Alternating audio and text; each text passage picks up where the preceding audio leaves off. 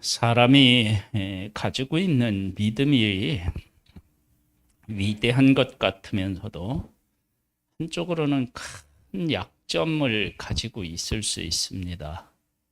그래서 우리가 하나님 앞에서 진짜 믿음으로 살아가는 것이 어떤 것인지 요셉을 통해서 질문하고 거기에 대한 답을 한번 얻어보도록 하겠습니다. 만 2년 후에, 만 2년이라는 것은 술 맡은 관원장이 이제 복직을 하고 한 2년 정도를 흐른 거예요. 그러니까 지금 요셉은 술 맡은 관원장이 간 이후로 언제 왕에게 얘기해서 내가 이곳에서 나갈 수 있을까, 그런 것을 아마 날마다 생각하고 있었을 수도 있습니다. 바로가 꿈을 꾼 즉 자기가 나힐 강가에 서 있는데 보니 아름답고 살찐 7 암수가 강가에서 올라와 갈밭에서 뜯어먹고 그 뒤에 또 흉하고 파리한 다른 7 암수가 나힐 강가에서 올라와 그 소와 함께 나힐 강가에 서 있더니 그 흉하고 파리한 소가 그 아름답고 살찐 소를 7소를 먹은지라. 바로가 곧 깨었다가 다시 잠이 들어 꿈을 꾸니 한 줄기에 무성하고 충실한 7 이삭이 나오고 그 후에 또 가늘고 둥풍에 마른 7 이삭이 나오더니 그 가는 7 이삭이 무성하고 충실한 7 이삭을 삼킨지라. 바로가 깬즉 꿈이라. 아침에 그의 마음이 번민하여 사람을 보내어 애굽의 점술가와 현인들을 모두 불러 그들에게 그의 꿈을 말하였으나 그것을 바로에게 해석하는 자가 없었더라. 하나님께서 바로에게 꿈을 주셨는데 이 꿈을 주신 것은 이미 7회 풍년하고 7회 흉년을 계획하고 계셨고 그것을 바로가 꿈으로 알게 되었다. 이것을 통해서 하나님은 7년 흉년도 7년 풍년도 있게 하실 수 있는 분이시다. 그 다음에 바로로 하여금 꿈을 꾸게 하실 수도 있는 분이시다. 그 다음에 또 하나는 점술과 현인들이 하나님이 하실 일을 전혀 알아보지 못하게 하실 수 있는 분이시다. 이제 그런 것을 우리가 알 수 있습니다. 술 맡은 관원장이 바로에게 말하여 이르되 내가 오늘 내 죄를 기억하나이다. 바로께서 종들에게 놓아사 나와 떡 굽는 관원장을 친위대장의 집에 가두셨을 때에 나와 그가 하룻밤에 꿈을 꾼즉 각기 뜻이 있는 꿈이라. 그곳에 친위대장의 종된 히브리 청년이 우리와 함께 있기로 우리가 그에게 말하매 그가 우리의 꿈을 풀되 그 꿈대로 각 사람에게 해석하더니 그 해석한 대로 되어 나는 복직되었고 그는 매달렸나이다. 술 맡은 관원장은 바로가 꿈을 꾸지 않았으면 요셉을 영원히 잊었을 것입니다. 그런데 바로가 꿈을 꾸고 나니까 자기가 요셉에게 받은 은혜가 있는데 그것을 잊고 살았다라고 하는 사실을 깨닫게 하는 거예요. 그러니까 하나님께서 일하시면 자기가 미처 깨닫지 못했던 잘못된 일들도 깨달아 할 수 있습니다. 그래서 우리 자녀들이라든지 내가 아는 사람이든지 혹 나라도 하나님의 은혜를 입어서 잘못을 깨달을 수 있도록 해달라고 기도할 필요가 있습니다. 그러니까 하나님의 은혜가 임하면 하나님이 일을 하시면 잘못을 알 수가 있습니다. 그런데 그 전에는 술 맡은 관원이 어떻게 해요? 까맣게 잊고 있었던 거예요. 이에 바로가 사람을 보내어 요셉을 부르매 그들이 급히 그를 옥에서 내놓은지라. 요셉이 곧 수염을 깎고 그의 옷을 갈아입고 바로에게 들어가니 바로가 요셉에게 이르되 내가 한 꿈을 꾸었으나 그것을 해석하는 자가 없더니 들은즉 너는 꿈을 들으면 능히 푼다 하더라. 요셉이 바로에게 대답하여 이르되 내가 아니라 하나님께서 바로에게 평안한 대답을 하시리이다. 그래서 형들에게 팔려서 종살이를 하고 종살이를 해다 누명을 써서 감옥에 갇혔는데도 요셉은 하나님께서 하실 일을 알아보고 그리고 하나님께서 어떻게 하실 일에 대한 확신도 가지고 있었음을 알 수 있어요. 이것은 요셉이 꿈을 꿨는데 그 꿈이 언젠가는 자기에게 성취될 것이다. 요셉은 곡식단 그리고 해와 별 11별이 절하는 꿈을 꾸었잖아요.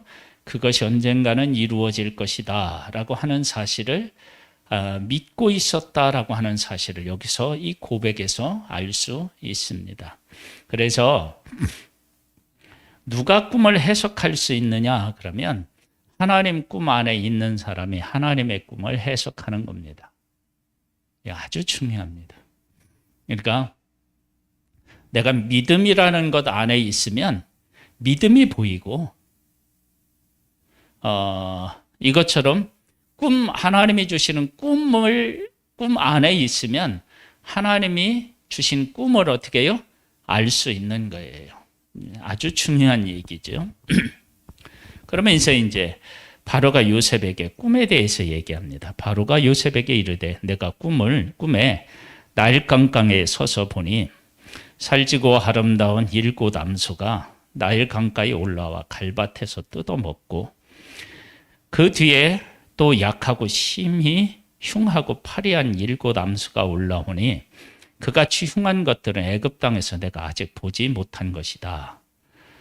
그 파리하고 흉한 소가 처음에 7 살찐소를 먹었으나 먹은 듯하지 아니하고 여전히 흉하더라.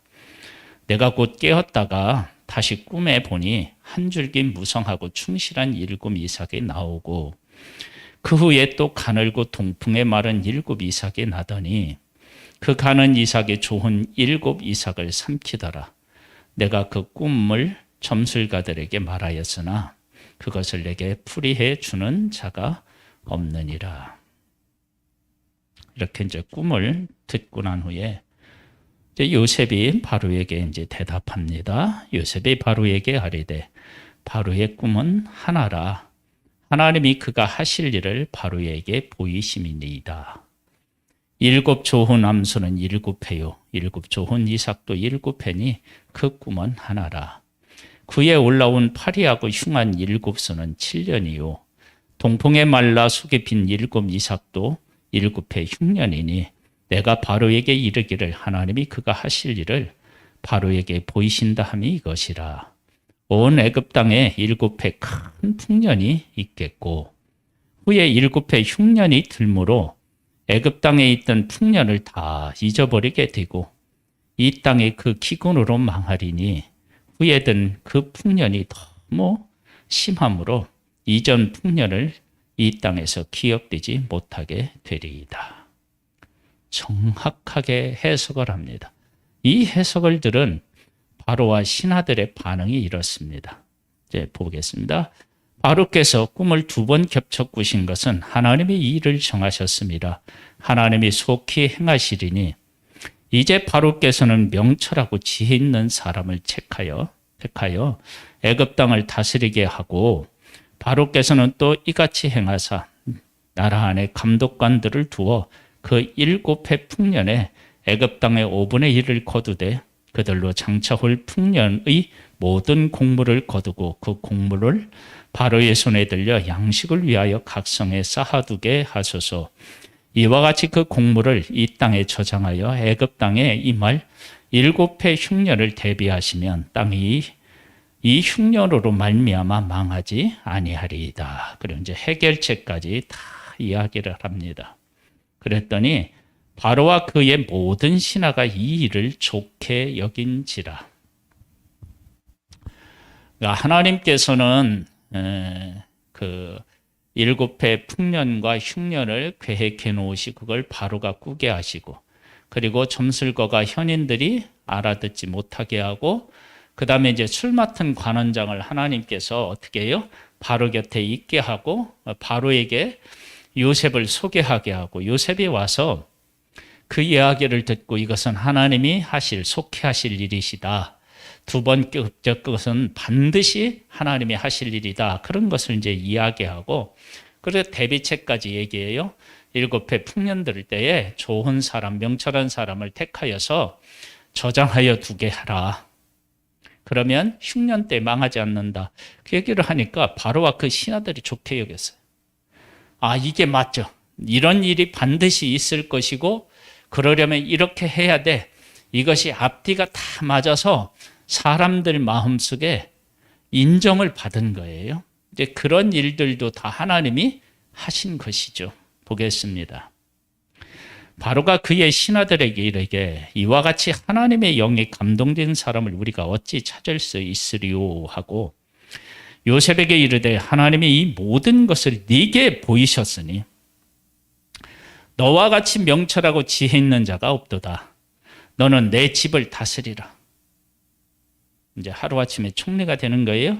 내 백성이 다 네 명령에 복종하리니 내가 너보다 높은 것은 내 왕자뿐이니라.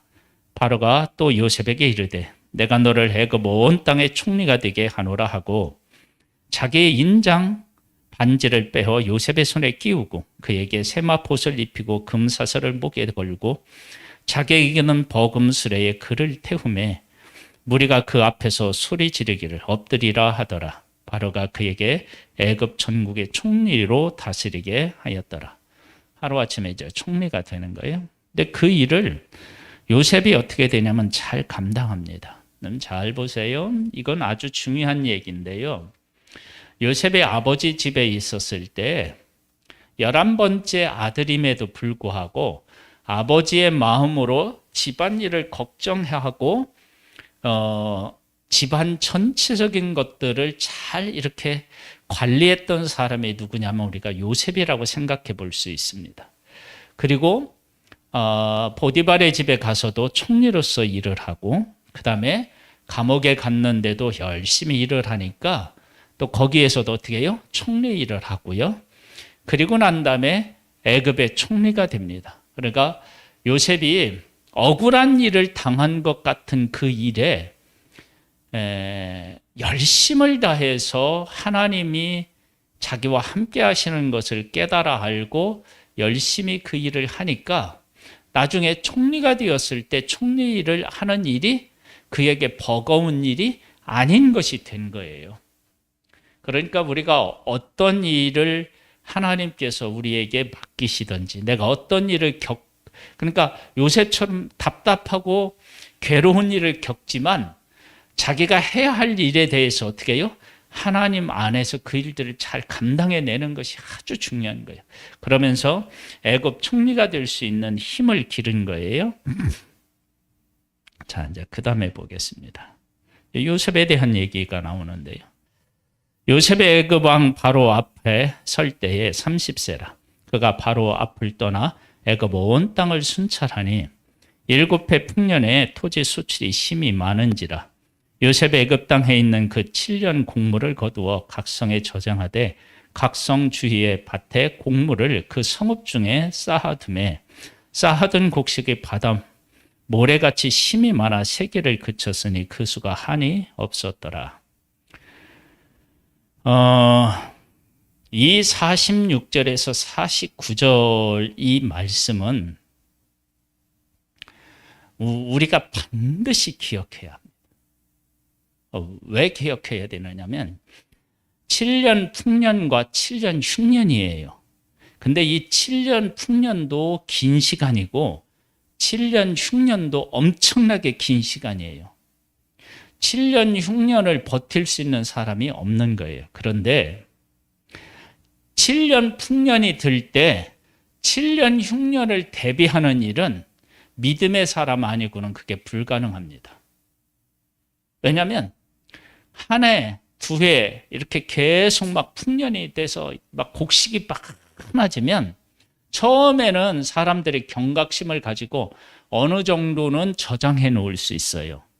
근데 7년 동안 먹을 것을 7년 동안 이렇게 저장해 놓는 일은 나중에 끝까지 그 일에 충성하는 것은 쉽지가 않아요.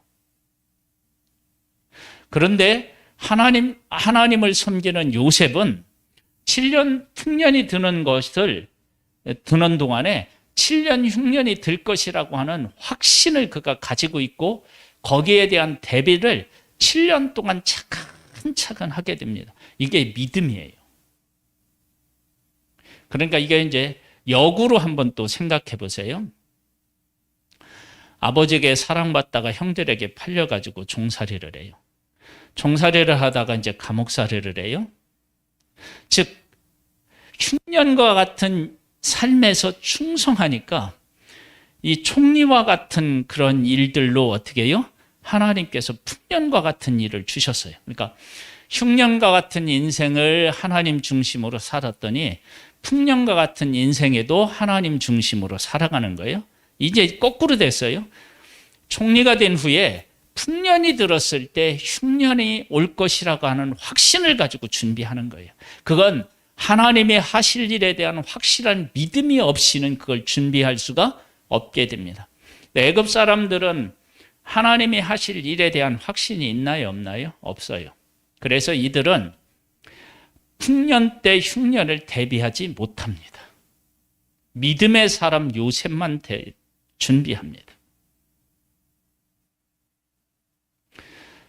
믿음의 사람들은 예수님이 오실 날을 준비합니다. 지금 우리가 살고 있는 세상이 그렇게 뒤집히겠느냐 생각할 수도 있지만 성경은 분명히 얘기합니다. 예수님은 다시 이 땅에 오시고 예수님이 이 땅에 오시면 세상은 어떻게 해요? 심판을 받습니다. 그걸 마음에 두고 오늘을 살아가는 거예요. 그러니까 요셉이 풍년이 들었을 때 계속 창고를 짓고 곡식을 쌓아놓을 때 사람들이 아니 맨날 이렇게 풍년이 드는데 뭐를 저렇게 하나 그렇게 비웃는 사람이 있었을 거고 따라하다가도 중간에 포기한 사람이 전부라고 볼 수 있습니다. 이제 그 다음에 이제 이렇게 나와요. 보겠습니다. 그 수가 한이 없었어요. 보세요. 50절에 보면 흉년이 들기 전에 이제 요셉에게 두 아들을 낳되 곧 온의 제사장 보디베라의 딸 아스닥이 그에게 낳은지라. 요셉이 그의 장남의 이름을 므낫세라 하였으니 하나님이 내게 내 모든 고난과 아버지 온 집의 일을 잊어버리게 하셨다 하미요. 차남의 이름은 에브라임이라 하였으니 하나님이 나를 내가 수고한 땅에서 번성하게 하셨다 함이었더라. 정말 믿음이 큰 사람이라 할지라도 무엇을 뛰어넘기가 어려우냐면 육신적인 한계를 뛰어넘는 게 참 어렵습니다. 그러니까 요셉이 결혼해서 자식을 낳기 전에는 형들이 자기를 팔아서 종살이하고 감옥살이 하게 된 그 일이 마음에 큰 상처와 아픔으로 여전히 남아 있었다라고 하는 사실을 알 수 있습니다. 그 문제를 해결하지 못한 거예요. 즉 위에 보면 그렇게 나와요. 바로의 꿈을 들었을 때 꿈은 하나님께 달려있고 하나님이 해석해 주시면 되는 것이다. 이건 내가 하는 것이 아니다. 그렇게 하나님 중심으로 요셉이 살고 그 꿈을 해석하고 그리고 하나님께서 하실 일을 믿고 풍년 때 계속해서 곡식을 저장하는 그런 믿음을 보였는데도 불구하고 형들이 자기를 팔아서 종살이를 하고 감옥살이를 하게 된 그 아픔은 여전히 그 속에 남아 있었는데 그 마음이 언제 조금 풀렸느냐? 결혼해서 자식을 낳았을 때 그게 좀 풀린 겁니다. 그러니까 사람은 아무리 좋은 믿음을 가지고 있다 할지라도 인간적인 것에서 채워지지 않으면 그 믿음으로만 우리의 아픔을 다 이겨나가는 것이 결코 쉽지 않은 거예요. 그래서 내가 육신적으로 어떤 보답도 없는데 하나님을 향한 신실한 믿음을 고백한다. 그게 대단한 믿음인 거예요. 요셉도 그걸 못한 거예요. 결혼을 해서 자식을 낳은 후에야 뭐라고 하냐면 온 집에 하나님이 내게 내 모든 고난과 아버지 집에 온 집을 어떻게 해요? 잊어버리게 하셨다. 그걸 결혼해서 자식을 낳아서 그렇게 고백하는 거예요. 그 전에는 그게 안 되는 거예요. 믿음으로 살고 꿈을 향하여 나아갔지만 그의 마음속에는 거기에 대한 아픔의 상처가 여전히 남아 있었던 거예요. 그 다음에 하나님이 나를 내가 수고한 땅에서 번성하게 하셨다. 그래서 차남을 에브라임이라고 짓는데 에브라임의 이름이 뜻이 그런 거예요. 그런 고백이 있는 거예요. 자, 보겠습니다. 이제 53절로부터 보면 애굽 땅의 7해 풍년이 그치고 요셉의 말과 같이 7해 흉년 들기 시작하매 각국에는 기근이 있으나 애굽 온 땅에는 먹을 것이 있더니 애굽 온 땅이 굶주림에 그들이 어느 정도까지는 요셉을 따라한 거예요. 그래서 조금은 이렇게 창고를 마련해가지고 어느 정도는 이렇게 뭐냐면 자기들도 요셉이 하는 대로 흉내를 내갖고 따라한 거예요. 그래서 다른 데보다는 애굽의 곡식 창고에 곡식들이 어떻게 해요? 어느 정도는 있었던 거예요. 그런데 애굽 온 땅이 굶주림에 끝까지 요셉을 따라하지 못한 거예요. 믿음의 사람을 따라갈 수가 없는 거예요. 가다가 어떻게 해요? 중단한 거예요. 중단. 믿음의 사람은 어떤 사람이냐면 하나님이 하실 일을 믿고 끝까지 그 일에 충성하는 사람인 거예요. 그러니까 7해 풍년 들어있을 때 첫 해부터 7해까지 창고를 지으면서 곡식을 저장한 사람은 누구밖에 없느냐면 요셉밖에 없었던 거예요.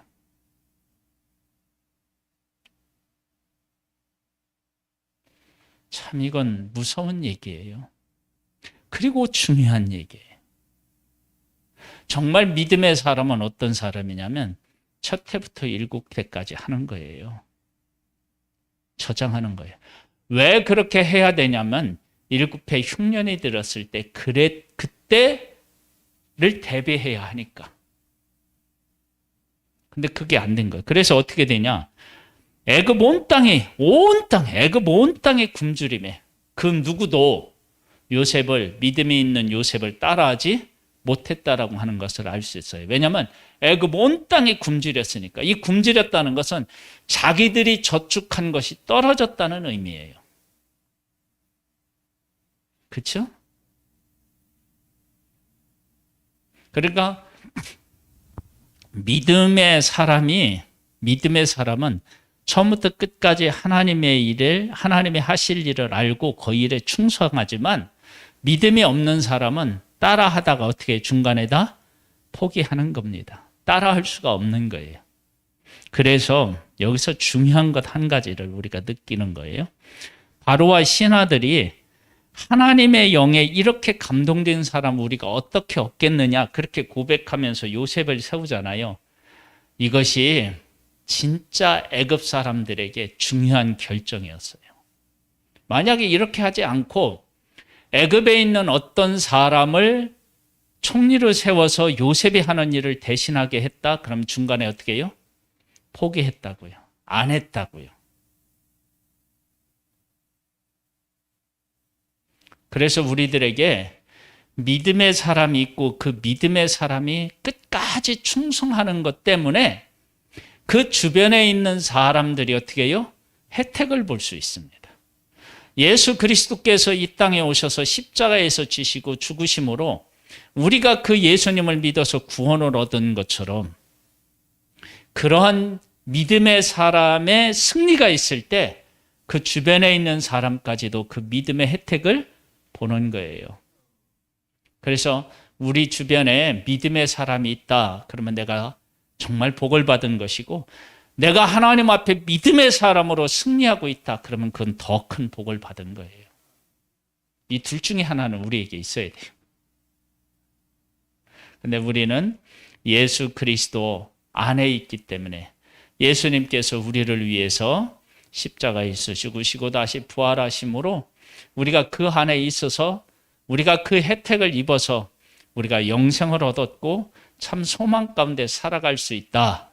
이것이 정말로 우리가 감사할 일이 아닐 수 없습니다. 보겠습니다.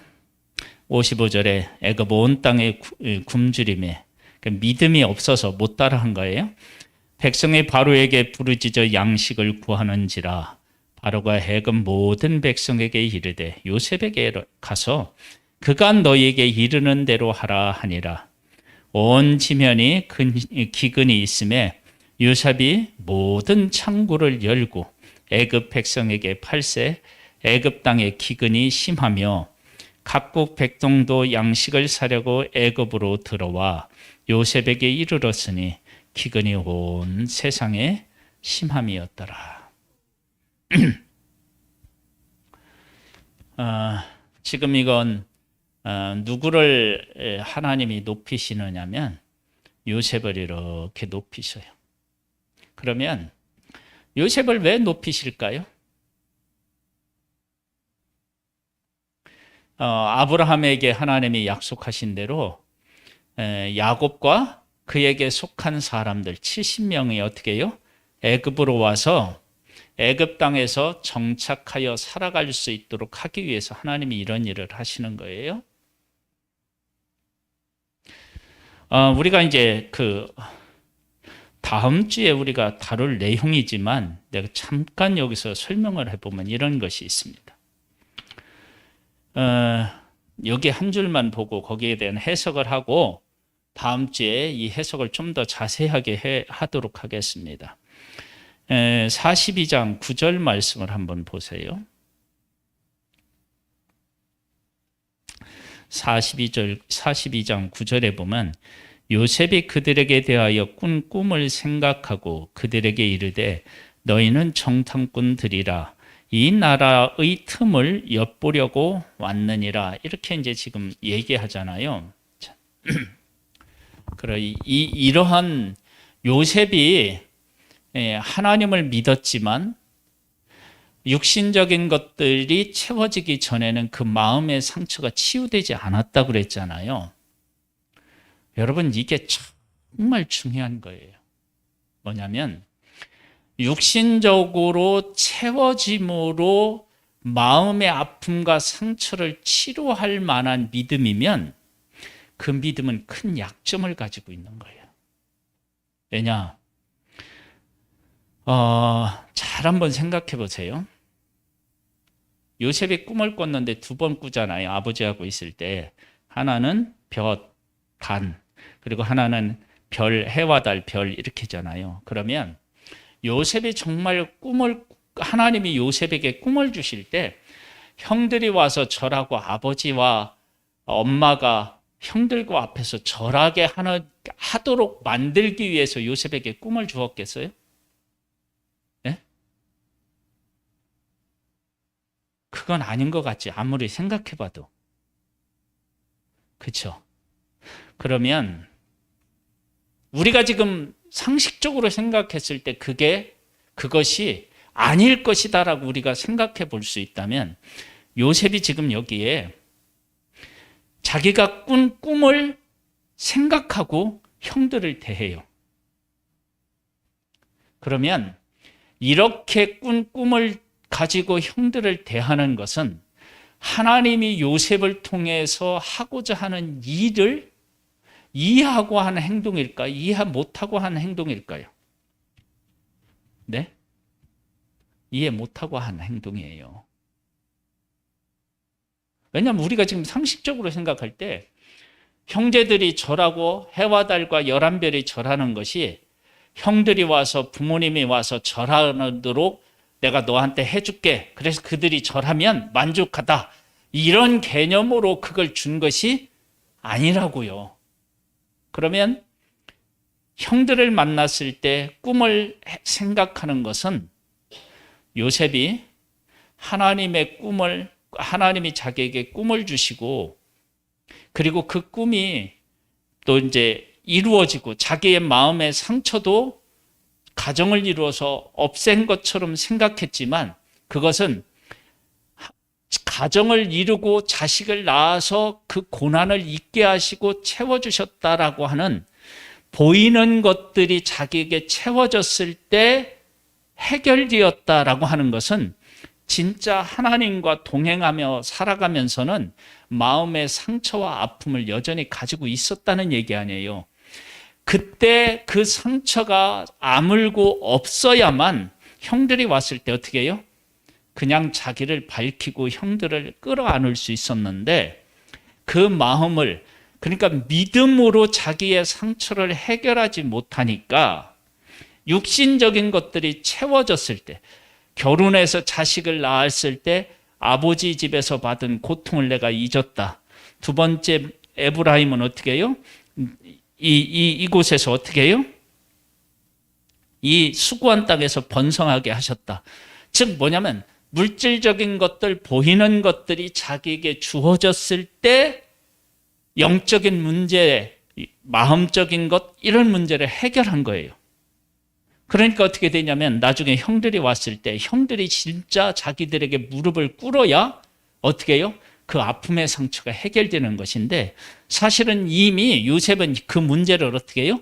해결했었어야 맞는 거예요. 그런데 그게 안 되는 거예요.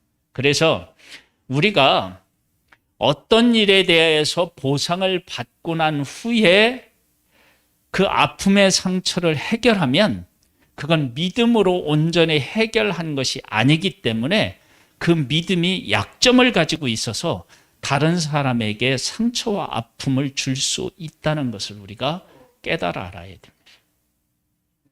그래서 어떤 것도 내게 주어지지 않았을 때 하나님과 동행하면서 그 아픔이 하나하나 해결해 나가는 것, 그것이 진짜 믿음이고 그렇게 믿음을 살았을 때 그런 믿음으로 승리하며 살았을 때 사람에게 원수를 갚지 아니하고 은혜를 베풀면서 하나님의 뜻을 우리 안에 온전히 이룰 수 있게 되는 것입니다. 이러한 믿음의 진짜 믿음의 자리에까지 이르는 우리들이 되기를 소망합니다. 하나님 아버지, 우리와 늘 함께 하시고 우리를 도우시고 이끄시는 하나님을 찬양하고 찬미합니다. 아버지 하나님, 우리에게 보이는 것, 육신적인 것들이 채워지지 않더라도 하나님이 나와 함께 하시고 내 삶을 걸음마다 이끄시는 것을 통해서 사람으로부터 오는 것이라든지 환경으로부터 오는 그런 아픔과 상처들을 치유하고 은혜와 사랑을 베풀 줄 아는 믿음의 진정한 승리자가 될 수 있도록 우리를 붙잡아 주시고 이끌어 주시옵소서. 예수님의 이름으로 기도드립니다. 아멘. 하늘에 계신 우리 아버지여, 이름이 거룩히 여김을 받으시오며 나라에 임하옵시며 뜻이 하늘에서 이룬 것 같이 땅에서도 이루어지리이다.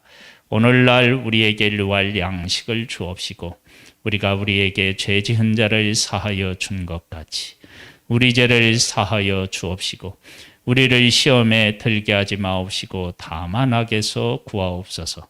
대개 나라와 권세와 영광이 아버지께 영원히 있사옵나이다. 아멘.